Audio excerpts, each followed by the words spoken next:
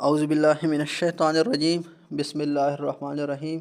السلام علیکم دوستو، میرا نام ہے عامر جمیل اور آپ دیکھ رہے ہیں دا سب کانٹیننٹ آف ہسٹری۔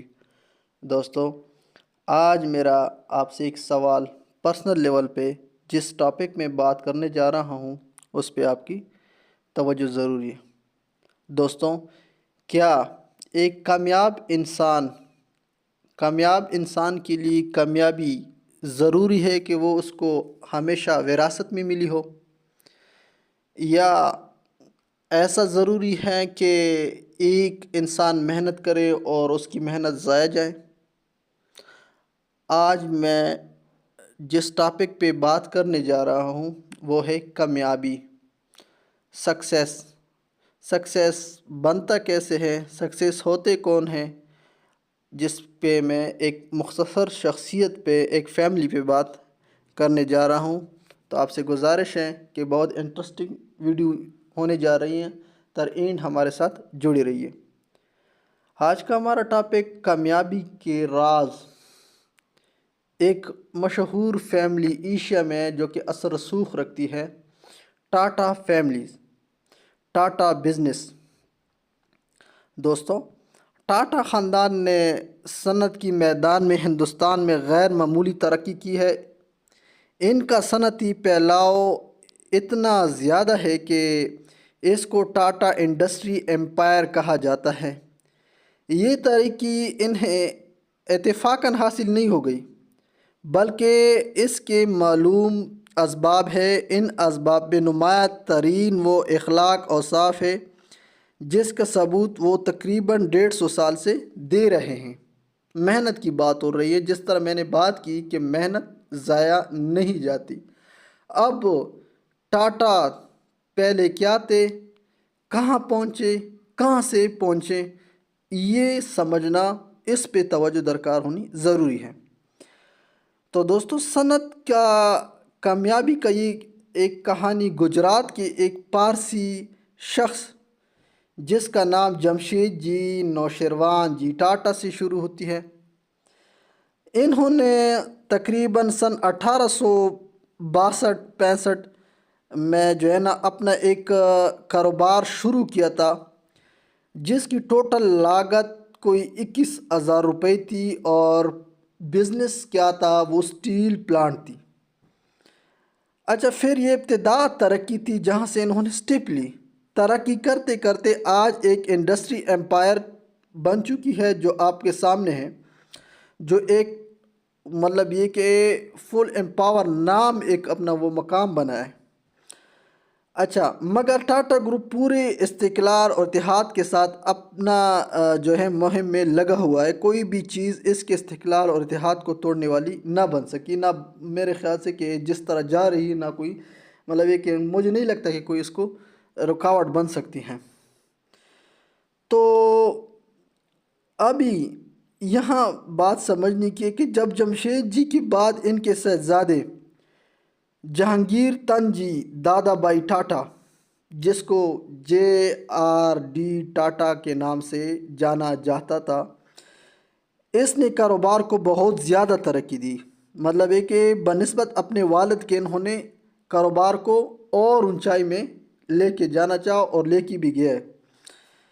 پھر ان کو بجا طور پر عظیم بصیرت والا انسان، دا گریٹ ویژنری کہا جاتا تھا۔ ان کے بصیرت اور دور اندیشی کا ایک ثبوت یہ ہے کہ انہوں نے سب سے پہلے ہندوستان میں ہوائی جو ہے نا مقابلہ جو تھا جہاز کا، وہ اس کو مطلب اہمیت سمجھا۔ وہ پہلے ہندوستانی پائلٹ بھی ہیں جن کو ایک مقابلے میں، جس تقریباً 1930-29 اس طرح میں جواز چلانے کا لائسنس دیا گیا۔ اب انہوں نے سن 1932 میں پہلی ہوائی کمپنی ٹاٹا ایروز کے نام سے قائم کی۔ سن 1948 میں ہندوستانی حکومت نے اس کو اپنے میں قبضے میں لے لیا، اس کا نام ایئر انڈیا رکھ دیا گیا۔ پھر بھی یہاں نہیں رکی ان کی ترقی۔ پھر JRD ٹاٹا سن 1904 غیر معمولی وسعت ظرف کے مالک ہے۔ 1930 میں آغا خان 1930 میں آغا خان نے جب یہ اعلان کیا کہ انگلینڈ اور انڈیا کے درمیان جو شخص سب سے کم وقت میں جہاز اڑا کر لے جائے گا اس کو وہ بہت بڑا انعام دیں گے۔ چنانچہ اس پر جی آر ڈی ٹاٹا نے کراچی سے اپنا جہاز اڑایا۔ ایک اور شخص جو تھا وہ تقریباً لندن سے تھا میرے خیال سے، انہوں نے جہاز روانہ کیا۔ درمیان میں دونوں تیل لینے کے لیے قاہرہ میں اترے۔ اس وقت ٹاٹا کو معلوم ہوا کہ ان کے حریف کو ایک پرزے کی ضرورت پیش کی گئی۔ اس کو اس وقت تک قاہرہ ایئرپورٹ پر انتظار کرنا پڑا جب تک انگلینڈ سے وہ پرزہ نہ آ جائے۔ اب دیکھیں، یہ بھی تو کر سکتا تھا کہ یہ خود چلا جاتا، جیت کی بات تھی، یہاں انعام حاصل کرنے کی بات تھی، نہ ان کی ضمیر نہیں مانا۔ اصلی ہیرو اس کو کہتے ہیں، یہ رکا وہاں انصاف کے حد میں، پھر انہوں نے اس بھائی کے جو مقابلہ حریف تھے ان کی ہیلپ بھی کی، ٹھیک ہے۔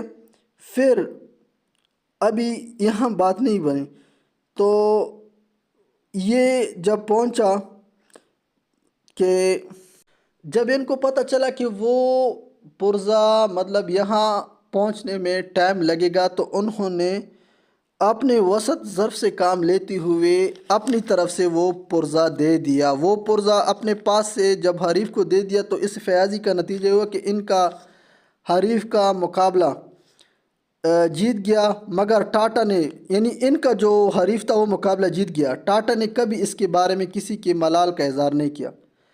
پھر انسانی احترام کے بارے میں جے آر ڈی ٹاٹا بے حد حساس ہے۔ اختیارات کے باوجود وہ اپنی رائے دوسرے کے اوپر نہیں تھوپتے، بلکہ ہمیشہ دوسروں کو متاثر کرنے کا ایک طریقہ جس کو کہتے ہیں ڈیوریشن تھیراپی استعمال کرتے تھے۔ ایک بار میں نے سنا تھا ان کے بارے میں کہ کمپنی میں ایک ڈائریکٹر نے ایک لفٹ پر یہ نوٹ لگا دی کہ اس لفٹ کو صرف ڈائریکٹر حضرات ہی استعمال کر سکتے ہیں۔ تو ٹاٹا کو جب معلوم ہوا تو وہ تیزی سے مذکورہ مقام پر پہنچے اور خود اپنے ہاتھ سے اس نوٹس کو پھاڑ کر پھینک دیا۔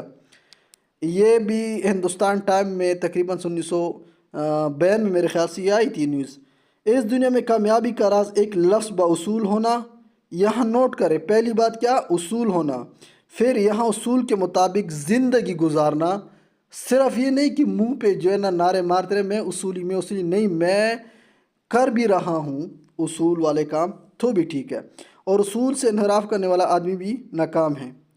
اصول کیا ہے؟ اصول دراصل حقائق سے مطابق کرنے کا دوسرا نام ہے۔ حقائق اگر استقلال کا تقاضا کرے تو آدمی غیر مستقل مزاجی کے ساتھ یہاں کامیاب نہیں ہو سکتا۔ حقائق اگر دوراندیش آدمی کا ساتھ دیتے ہوئے تو دوراندیشی کے خلاف رویے کا ثبوت دے کر یہاں کامیابی کا اصول ممکن نہیں۔ حقائق کا مطالبہ اگر یہ ہو کہ لوگوں کے مزاج کی رعایت کی جائے تو یہ ناممکن ہے کہ ایک شخص لوگوں کے مزاج کے خلاف چلے اور اس کے باوجود وہ کامیاب، یہ کیسے ممکن ہے؟ تو امید کرتا ہوں آپ کو ہماری یہ ویڈیو پسند آئی ہوگی۔ آپ سے گزارش ہے کہ اگر آپ کو مزید اس طرح معلوماتی ویڈیو چاہیے کہ